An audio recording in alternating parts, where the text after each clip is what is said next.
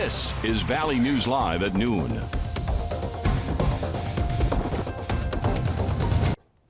We begin with breaking news as U.S. Attorney Drew Wrigley is announcing federal charges following a violent incident that occurred at Senator John Hoeven's office.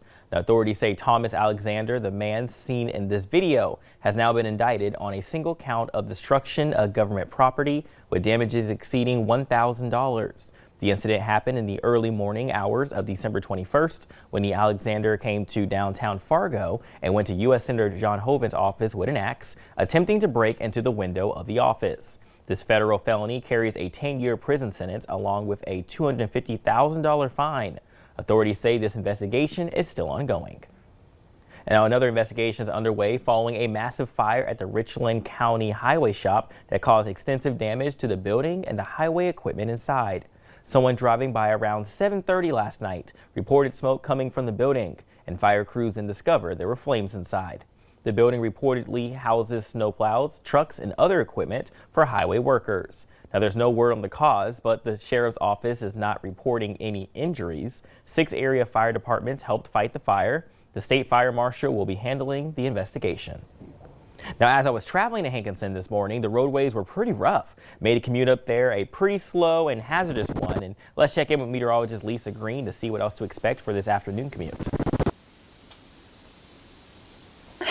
We are looking at conditions that are improving since this morning. We had that snow coming down, and now blue sky in Fargo, a nice view, and just a little bit of a haze in the distance. There's a little bit of that snow. It's so light and fluffy. It's easily picked up by any wind that's out there. And here's a look at our reports over the last 24 hours. We have some places that reported over 2 inches of snow. Larimore and Jamestown. We had a person in Moorhead report a 2.5-inch report over the last 2 events. And in Abercrombie, close to about 2 inches of snow. In Fargo, officially at the airport at 1.5 inches of snow. So it wasn't a lot, but it does add up here over a 24-hour period. And you can see things have really quieted down. I've got our visible satellite picture on. We had a little snow that's really fizzled out. And you can see that we're also seeing some of those clouds starting to move to the south and east, and we're getting more clearing. But with that comes the cold. Here's a look at our temperature right now in Fargo. A whopping 4 degrees. It's only 4 in Grand Forks, 0 in Langdon, 1 in Bemidji and in Detroit Lakes and Badette. So it's really struggling here. And we may warm up a little bit, but we really are looking at some cold temperatures and conditions that are not going to be the most pleasant to be outdoors in. So we're going to talk more about that coming up. But you can see this afternoon and into the evening, it's not going to be all that warm. But notice that wind. It starts to turn southerly. That stops the temperature drop. And we'll go up from there. We'll have details coming up for your Wednesday planner coming in just a couple of minutes. Going up slowly but surely. It was like 1 degree this morning when I was traveling up there. So this is definitely a little better than what we felt this morning. Thanks again, Lisa. Well, President-elect Joe Biden's administration will make a stark shift away from President Trump's philosophy and style on foreign policy issues. NBC's Kara Simmons reports from London. President-elect Biden will inherit a world where in many countries, America's reputation is at an all-time low. The world will be watching this week in the final days of the tumultuous Trump presidency. President-elect Biden has been clear, repairing America's standing overseas will begin at home.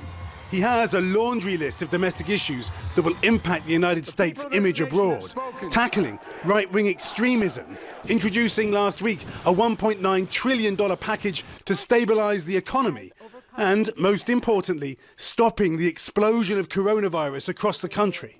Biden plans to re-engage the World Health Organization after Trump announced plans to withdraw last year.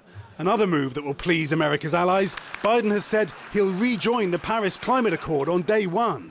Again, Trump had pulled out. Biden's staggering to-do list will also include renegotiating the New START arms deal with Russia, set to expire in just 4 weeks. He'll have to manage all this whilst turning the page on President Trump's questionable relationship with President Putin. The Biden administration recognizes the damage that the Trump administration has done to the reputation of the United States and even damage to the brand of democracy, because America represents democracy to many folks around the world. So, what happened at the Capitol, what happened for 4 years of Trumpism is something they're going to have to be very careful about as they talk about democracy as a central theme of their foreign policy agenda. Good afternoon, folks. President Biden will take office with an immense international inbox. And as of 12:01 p.m. on Wednesday, he'll be responsible for America's next chapter. Well, as we're talking about other issues that will be key for soon-to-be President Biden, whether and how to do a nuclear deal with Iran. And of course, China will loom large with that continuing trade war with the US and continuing questions about democracy and human rights in China. And here's a picture of the challenge soon-to-be President Biden faces. Here in Europe, a new survey says 1 in 3 Europeans no longer trust America.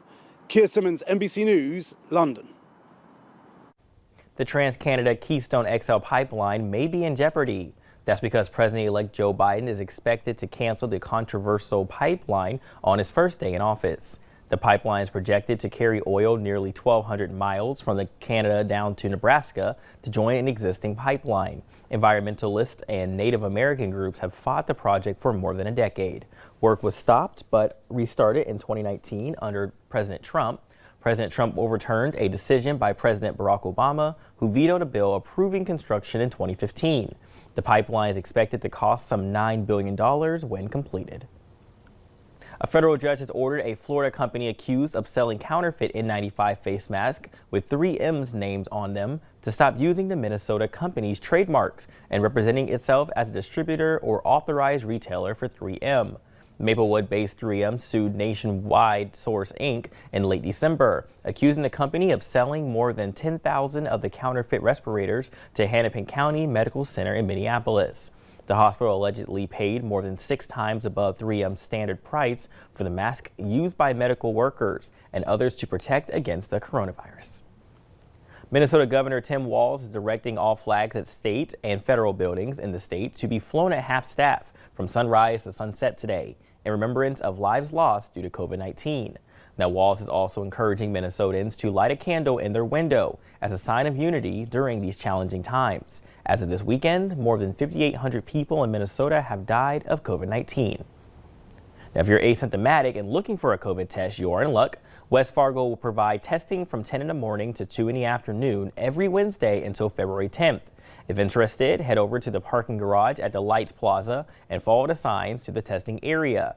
Now, the city says screening is for asymptomatic visitors only, so if you're sick, isolate at home and call your doctor. General Motors is considering an expansion of the Corvette line. That tops our look at consumer news. Now, the iconic Chevrolet Corvette has always been GM's 2-seat sports car, but the company is thinking about adding a crossover or SUV version that would likely be electronic. The company has committed to launching 30 new electric vehicles 2025 under a $27 billion plan to develop electric and autonomous vehicles. A source familiar with Corvette's operations confirmed to CNBC that GM is discussing such an expansion, but stressed nothing has been finalized.